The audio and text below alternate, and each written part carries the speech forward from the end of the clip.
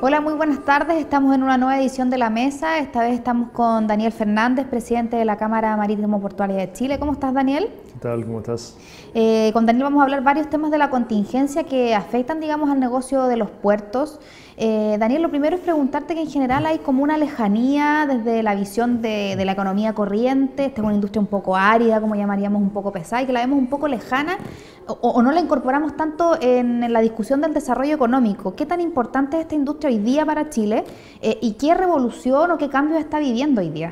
Bueno, y no solo desde el punto de vista económico, desde el punto de vista social y humano, como que esa fuera una cuestión muy alejada, cuando en realidad el 94% del comercio exterior de Chile, importaciones y exportaciones, se hacen por vía marítima, y además cerca del 90% de los productos que nosotros usamos, ropa, zapatos, tecnología, aparatos electrónicos, son importados. Entonces, y muchas de las pegas que nosotros hacemos, en muchas partes son para productos de exportación. Entonces, está muy conectado con lo que le pasa a las personas en el día a día, solo que no nos damos cuenta cuando consumimos los productos que hay una componente importante que fue el transporte marítimo o que va a ser el transporte marítimo.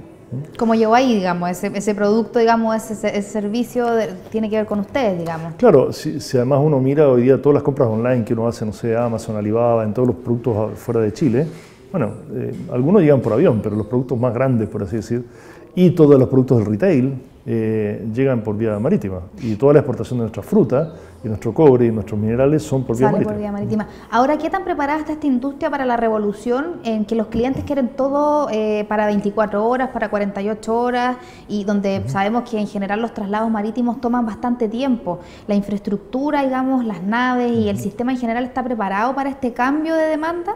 El sistema naviero sí, tiene naves preparadas, funcionan con rutas regulares, no hay grandes problemas.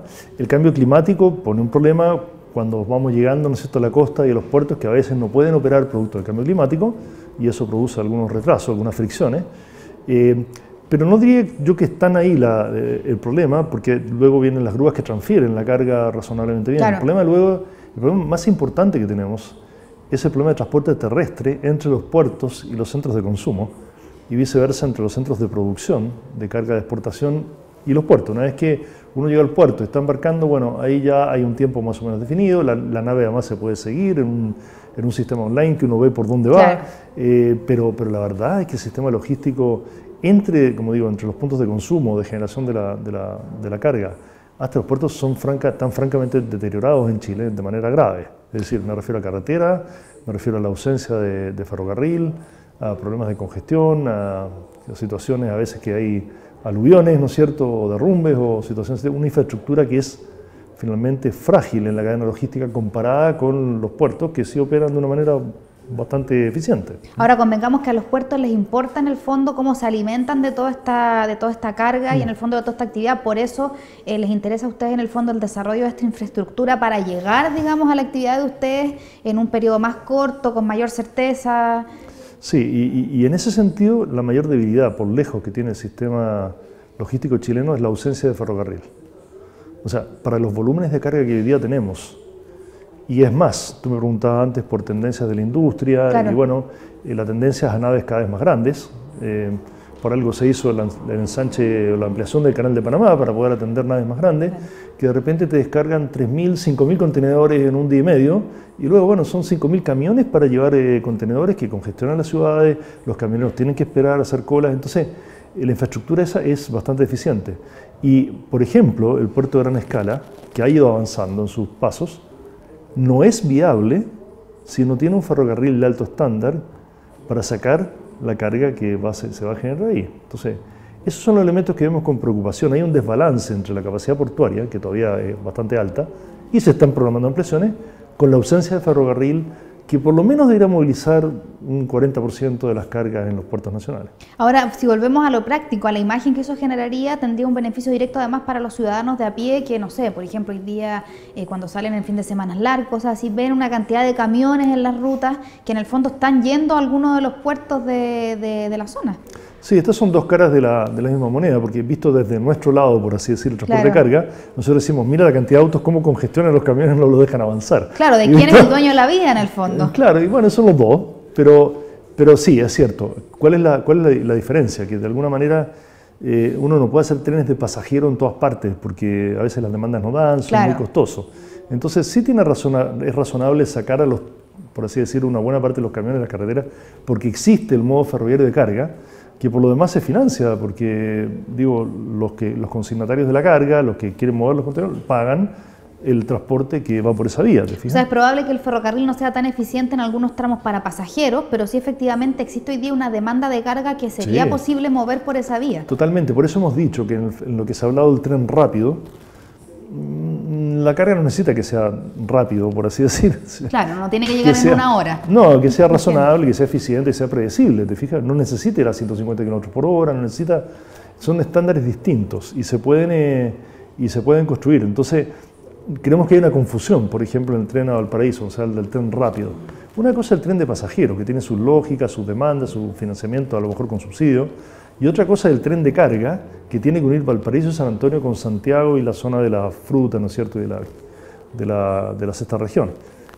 Son dos cosas distintas y generalmente tienden a mezclarse y a confundirse. ¿Por qué crees tú que en algún minuto de la historia de Chile el ferrocarril se convirtió en un medio de transporte poco usado, tanto en pasajeros como en carga, como un medio de transporte que fue descartado y que además no lo vemos en grandes planificaciones ni de concesiones ni de obras, menos en materia de carga? O sea, es algo que nos parece extraño para mover pasajeros, más extraño aún nos parece, digamos, como un proyecto clave para mover carga.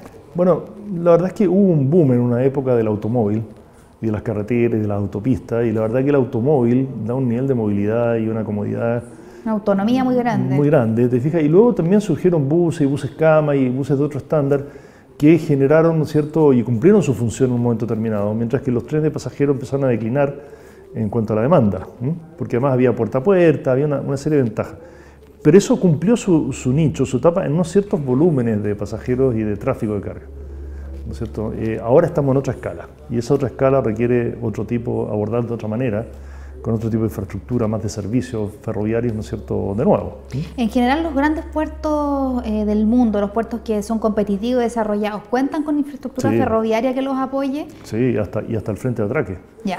¿Te fijas? Y los que no, por algún tipo de restricción física o de espacio, tienen estos track automatizados, que entran, ¿no es cierto?, solos, se conducen solos, eléctricos, y movilizan la carga a un punto de transferencia rápido con el ferrocarril.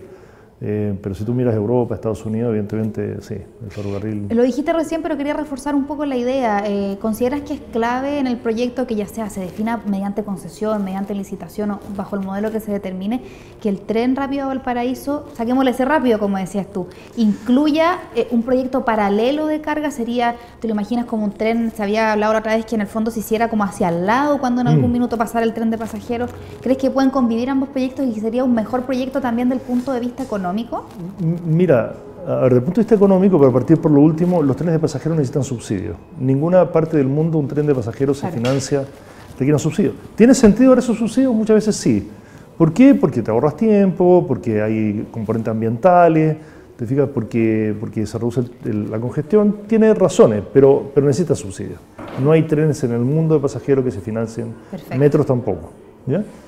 La carga sí, la carga se financia por el propio valor que pagan los que transportan, ¿ya? O sea, el proyecto debería ser al revés, de carga que acarree, digamos, la alternativa de sumar pasajeros. No lo sé, habría que analizar si es bueno juntar las dos, ¿te fijas? Porque te insisto, un tren de pasajeros necesita riel soldado para evitar el ¿no es cierto?, el traqueteo, necesita un durmiente de hormigón que sea muy estable para dar la velocidad, necesita lo que se llama un gálibo bajo en los túneles porque ¿cómo se llama? El pantógrafo, ¿no es cierto?, toma la corriente en un punto bajo.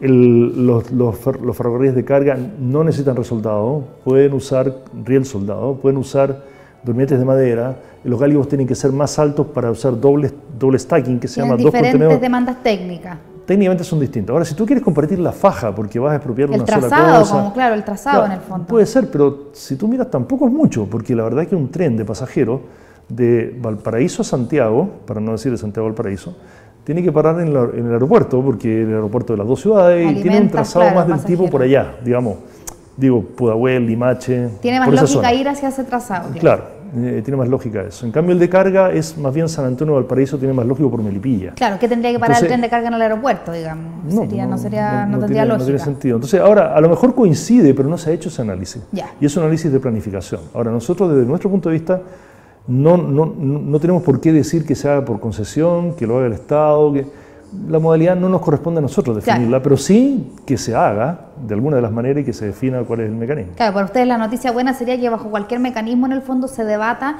la relevancia también de un proyecto de carga relevante. Y no solo en San Antonio, Santiago, también en la octava región, donde en Concepción hay proyectos que afectan o dañan la posibilidad de hacer buen transporte de carga ferroviaria en la octava región, lo cual es un error garrafal, porque desde el punto de vista de las ciudades, lo que tú quieres es que no haya camiones circulando por las ciudades. Claro, y eso en todo el mundo. Exactamente, entonces es dispararse en el pie cuando la ciudad dice, me molesta el tren de carga. Húndanlo o sáquenlo o pónganlo, que no pase a nivel porque genera congestión. El impacto del camión es mucho más fuerte en la vida diaria. Claro. Entonces es un error, por eso es dispararse a los pies. Las ciudades deben promover el transporte de carga en ferrocarril, es la forma de sacarlo. Contamina menos, digamos, con todos los beneficios, congestiona menos que ello tiene. Hay otro proyecto muy relevante que se está discutiendo que tiene que ver con el Terminal 2 de Valparaíso. ¿Qué tan clave hoy día ese proyecto y qué pasaría si finalmente, y en general cuando discutimos proyectos respecto a Valparaíso, San Antonio, existen muchas presiones, hay mucho lobby de las distintas empresas que ahí están, de las autoridades, de si esto genera o no genera empleo? ¿Cómo ves ese proyecto y qué tan relevante es hoy día en general, digamos, para la estructura de puertos chilenos? Bueno, los puertos de Chile tienen hoy día capacidad suficiente, tienen holguras. Pueden transportar bien las cargas, no hay niveles de congestión, porque se han hecho las inversiones a través de una ley que fue muy exitosa, una ley de concesiones, ¿no es cierto?, en que los puertos estatales concesionan frentes de atraque privado y los privados han invertido. Perfecto. Ahora, eso no dura todo el tiempo, por dos razones. Una, porque la carga va aumentando con el crecimiento económico y por lo que vimos antes, de que las naves son de mayor tamaño. Entonces, ya los pulsos que eran, por decir, un poco más chicos van a ser pulsos más grandes, entonces necesita instantáneamente más capacidad.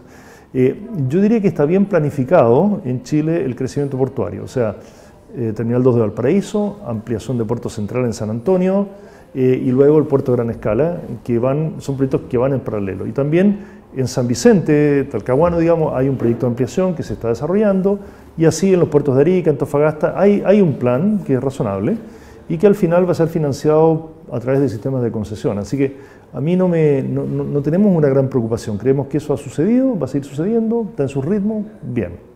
Pero necesitamos llegar y salir de los puertos. No quiero parecer majadero, pero ese va a ser el problema principal.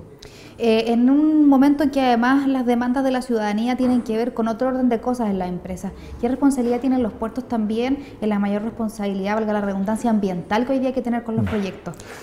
Bueno, sí, hay mucha... Hoy día existe una legislación, una regulación ambiental mucho más rigurosa para los proyectos en general, para los procesos de dragado, para los procesos de construcción de frentes de atraque. Las naves tienen un desafío a nivel mundial, están siendo desafiadas, ¿no sé? Pues son diésel. Claro. Ya se están construyendo prototipos de naves eléctricas con batería o con niveles de emisiones menores a los más bajas. Ahí hay un desafío importante para el ámbito naviero. Las grúas en los puertos son eléctricas en su gran mayoría, pero yo diría que durante la construcción es donde hay que tener un cuidado desde el punto de vista acústico, desde el punto de vista del movimiento del fondo marino que afecta a especies, ¿no es cierto?, y también la emisión de contaminantes a la atmósfera por la vía del hormigón, el cemento, todo eso. Y la operación misma funciona bastante bien, hay problemas puntuales, ¿no es cierto?, con los minerales ¿no es cierto?, los graneles de minerales, claro, los concentrados. Hay problemas puntuales que están siendo conversados entre las empresas y la superintendencia o las autoridades ambientales. Daniel, el comercio y la revolución del comercio digital, ¿va a afectar, beneficiar en algo la actividad portuaria? ¿Qué tiene que decir, digamos, la Cámara de ustedes respecto a esto? ¿Cómo están previendo? Porque cada vez, tú mencionabas otra vez en una presentación de ICARE, cada vez se ven más tiendas cerradas, toda la gente compra por internet, muchas de esas cosas, como tú decías, vienen a lo mejor no de centros de distribución en Santiago, vienen de otros países. Chile también podría convertirse en un marketplace que venda productos a otros países. ¿Cómo se están alistando para eso? ¿Es una actividad que se ve diferente a la de la carga tradicional, que tiene su propio quehacer? Yo te diría que antes el tema eran contenedores para el retail. Claro. Hoy día son paquetes para personas. Ya. Como tendencia, ¿no? Claro. No va a morir, pero esa es la tendencia. Época, claro. Estamos grabando en el día, si lo puedo decir, en que Walmart acaba de comprar Corner Shop por $255 millones. ¿Y por qué lo hace? Lo hace no para inhibir un competidor, lo hace y lo han declarado los ejecutivos hoy día, para adquirir esa cultura de relacionamiento con los clientes y para empaparla dentro de la compañía. Entonces, hay movimiento en ese sentido y nosotros vamos a necesitar hacer tracking de paquetes más que tracking de carga. En términos de las navieras, no es el impacto demasiado grande. Sí en el transporte y lo que hablábamos recién, en la salida de los puertos y luego en la desconsolidación de esa carga. ¿Te fijas? Porque en vez de ir esos trenes a un depósito que después va a tomar el camión y va a llevar el contenedor al retail, lo que va a pasar es que va a haber que desconsolidar esa carga, distribuirla en camionetas, por así decir, ¿no es cierto?, que van a ir entregando paquetes a nivel de la ciudad. Y eso también pone una presión importante sobre las ciudades. Claro, porque la otra vez se mencionaba la cantidad del aumento de paquetes que han comenzado a llegar a Chile, como bien tú dices, y en general que los couriers y los correos no estaban preparados para esa avalancha, por ende uno identifica todo el sistema, digamos, como de repente con ciertos vacíos, entonces tampoco, como dices tú, es cosa de dejar los paquetes en el puerto y que cada uno vea que llegue la fila de gente a retirarlos ahí, digamos, no es la solución. Requiere una planificación logística, que lamentablemente en Chile es pobre, para instalar depósitos y centros de desconsolidación con una cierta planificación. Mira, hay ciudades europeas en que le han dicho a los retail, digamos, por ejemplo, Ripley, Jumbo, Cencosud, etcétera, Jumbo, Falabella, no sé, le dicen, un momento, usted no va a mandar un camión diario con su producto a cualquier parte. Vamos a contratar con licitación un operador logístico de la ciudad que va a concentrar los paquetes en un cierto lugar y lo va a distribuir de forma óptima. Entonces, en un camioncito va a ir un paquete de Falabella, uno de Jumbo y uno de Ripley. Uno de Amazon quizás, claro. De lo que sea, ¿te fijas? Porque es mucho más eficiente. ¿Te fijas? Entonces, si la paquetería le impone, bueno, tú has visto los departamentos, los conserjes, tienen una bodega de paquetería. Imaginémonos eso en un puerto, digamos, o sea, al final van a llegar contenedores y van a salir contenedores de los puertos, pero en algún punto intermedio se va a desconsolidar la carga antes que lo que sucede hoy día.